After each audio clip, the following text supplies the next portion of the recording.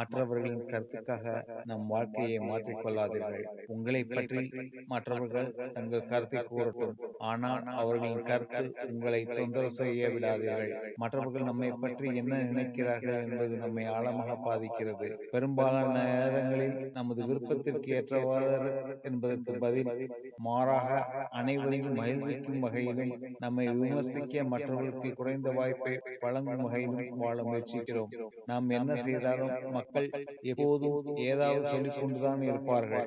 அதனால் நம் வாழ்க்கையை நாம் விரும்பியபடி வாழ்வதுதான் நல்லது. அனைவரின் கருத்தையும் கவனியுங்கள், கேளுங்கள். ஆனால் அந்த கருத்துக்கள் நம்மை ஊக்குவிக்கிறது, மேம்படுத்த உதவுகிறது மற்றும் மகிழ்ச்சியாக வைத்திருக்கிறது என்றால் மட்டும் ஏற்றுக்கொள்ளுங்கள். எல்லாவற்றிற்கும் மேலாக இது நம் வாழ்க்கை.